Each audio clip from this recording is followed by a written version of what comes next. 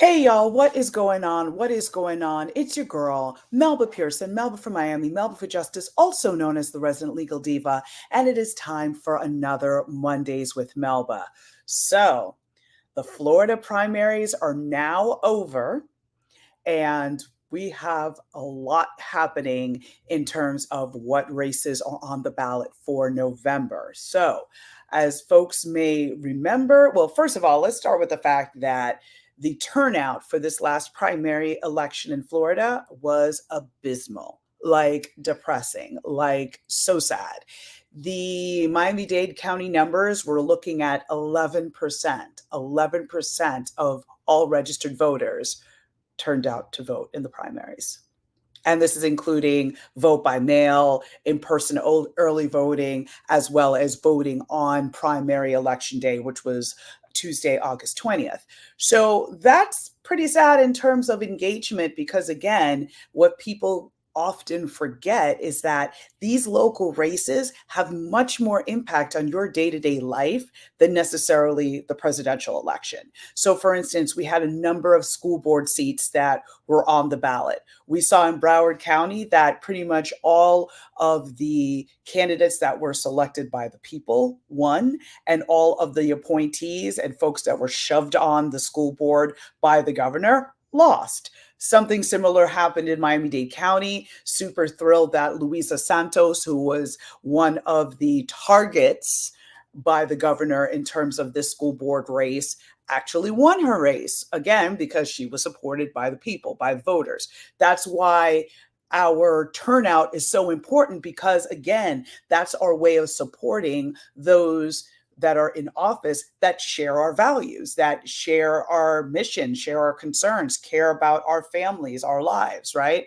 We saw that Mayor Daniela Levine Cava won another term as as mayor of Miami-Dade County. May feel like president, but no, she is the mayor of Miami-Dade County for another term. What's also interesting is watching the sheriff's race. So, for the first time in recent history, the last time we had an elected sheriff in Miami-Dade County was in the 60s. We moved away from that model as a result of corruption. Now, the people of Miami-Dade County voted that they wanted to have an elected sheriff again. So we had the primary elections for that on both the Republican as well as the Democratic side. And so James Reyes was victorious on the Democratic side, and he will be facing Rosanna Cordero, who was basically endorsed by number 45. So y'all take a wild guess who I'm supporting. I'm going to support James Reyes because anyone that's endorsed by the former president, in my opinion, is not going to have the best interest of the community at heart because that's just not how he rolls. He's all about mass deportations and all of this foolishness. And again, as we saw in the case of, for instance, Judge Eileen Cannon, who threw out his case here in Florida that was tied to his inappropriate handling of documents, where he had top secret documents sprawled all over his Mar-a-Lago home for anyone to see. Well, she was somebody he appointed and, supported in her career. So she paid him back by dropping charges against him. So, of course, there's an appeal going on with that, but that's the sort of mentality I'm looking at. If you get endorsed by someone like that, there's going to be a price. Trust and believe there's going to be a price. So, yeah, I'm not supporting anyone that has been endorsed by number 45. So, yeah, there you have it. So now, moving forward, we have the sheriff's race that is set. We have a number of very interesting state attorneys' races that are set here in Florida. So we have Monique Worrell, who's on the ballot to reclaim her seat after the governor wrongfully pulled her out of office. So she made it through the primary and is on the general ballot for state attorney in Orlando this November. We have Alicia Cox, who is on track to become the first Black woman, I believe Black person, to hold the role of state attorney in Palm Beach County. So definitely going to be watching that race closely. We also have a number of runoffs on school board elections. So I'm watching Max Tuchman's race. That's going to be interesting. We've got, oh my gosh, we've got a state house race that's going to be sheer insanity, where I'm backing Joe Saunders against Fabian Basabe, who basically has done nothing for the community, lied, and just been a hot mess. And we don't need that. That's the kind of behavior that keeps people not engaged in politics. So, I'm going to be watching a lot of those races for November. Stay tuned. I'll be sure to be sharing interviews with various candidates, such as Maricel Centeno, who is running for property appraiser. She's going to be on the ballot. Laura Kelly, I spoke to her a little while ago, going to rerun her interview as well. She's on the ballot for state rep in November. So, I mean, gosh, Lucia Baez Geller is on the ballot for Congress as a Democrat, which is going to be amazing. We saw Debbie Murkesell Powell is facing off against Rick Scott, who we all know is insane.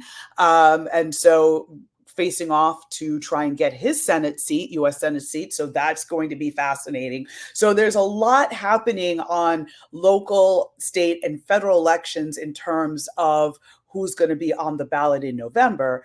But of course, what's incredibly exciting for me is to see VP Kamala Harris running for president after President Biden has stepped aside and decided not to run for another term. Now, I'm not going to lie, I was a little concerned because I felt that there was not enough work done to rehabilitate her image after all those horrible hit pieces that were ran against her in, just a lot of the mainstream media. Not trying to sound like conspiracy theory-esque, but I just felt that not enough respect was really put on her name and her accomplishments. And there was this whole struggling to define herself within the Biden administration, which partially would be Biden's fault because, again, a lot of times you have a VP and it's all based on how the president utilizes that VP. If they don't choose to give him a whole lot to do, then they're trying to kind of make their own little niche of things to talk about and be relevant, but it's tough, right? Because the attention goes to the president. That's the person who's the top of the ticket. But I will say this. Her being a former prosecutor, I think, is going to be huge because of the fact that it's going to be really hard to paint her as, oh, you're this lawless liberal from California. Like, dude, she literally put really horrible people in prison. That was her job for many years. She then became the Attorney General of California and again was fighting for the community. I know there's folks who may feel like, well, she's a prosecutor, I can never trust her. Well, I'm a former prosecutor. Okay. And so the reality is you have to look at the body of work that the person has done throughout their career. Folks were very critical about some of the policies she implemented while she was a prosecutor, but also keep in mind the time frame we were looking at.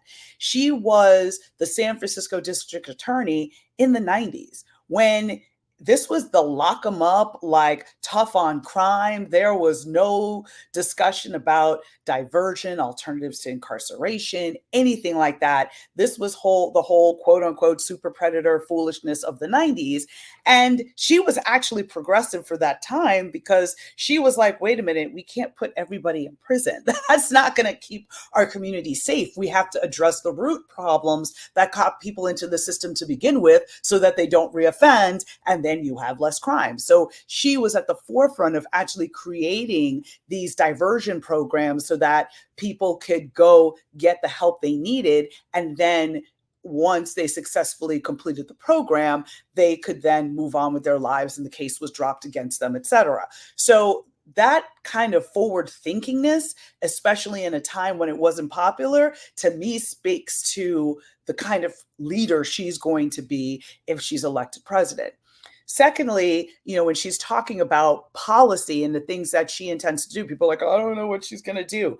Well, first of all, she already came out and said that she wanted to raise the corporate tax from 21% to 28%. That's huge. Of course, businesses are always going to complain, oh my gosh, and that means we are not going to be able to stay in America and we need to move our operations to Mexico and China. That's the corporate greed speaking. That the reality is they are going to say whatever it is they need to say to keep their taxes low, but that does not translate into savings for the average person. Because again, we saw how inflation went up and just the cost of everyday things were just so expensive. And we're like, but there's no shortage. The reason why that's happening is corporate greed, because the corporations are like, ooh, we went for 2 years or whatever the case may be because of the pandemic. We didn't make a ton of money. We're going to make our money back now. And they're just jacking up the price of things when there isn't necessarily a shortage. So instead of looking at, oh, this is President Biden's fault, this would be, VP Harris's fault. No, it's the corporations who are just trying to make more money. That's just the reality, but people are kind of losing sight of that. So she talked about wanting to put in place another child tax credit. So if you have a child, you can now claim more credit on your taxes to be able to help you get more money back, to have more money in your pocket to raise your child. That's huge. She wants to address the affordability in housing crisis, which is, hello, top of mind for so many people, especially first time home buyers, young people who want to buy their first home and have their family, but can't because they literally can't afford to, because interest rates are so high, and also the salaries are not commensurate with what the cost of houses are right now. So having more federal assistance to make sure that young people can buy their first home and then have that equity to be able to send their kids to college or contribute in other ways to help their family, that's huge. She wants to implement more policies around that. She's been very vocal, obviously, on women's right to choose. So in terms of abortion rights, she's been a very staunch advocate around that. And so, when you look at the things that she's been vocal on and that she's been wanting to implement, that to me all speaks to someone who is more than qualified to be president of the United States. When you look on the other hand, you have someone who their big policy position is that they want to just have mass deportations with no discussion of how that's unconstitutional, how that's logistically impossible, where the money is going to come from. It's a great talking point. Yeah, we're going to build a wall. We're going to do this. Well, where's the wall? Okay. All these things are wonderful red meat to throw to the base, but when it comes to actual implementation, it's literally impossible to do as well it should be, right? And so, we have somebody who we know how he's going to govern. He's going to govern like an insane person. Simple end of story, right? He's not going to get anything done. He's just going to criticize people and spend 4 years making fun of people and looking for more ways to strip rights from marginalized communities. We don't need that. We already know what we're going to get with him, and it's nothing good. And for anybody who's like, "Oh, my money was so good under his administration," was it though?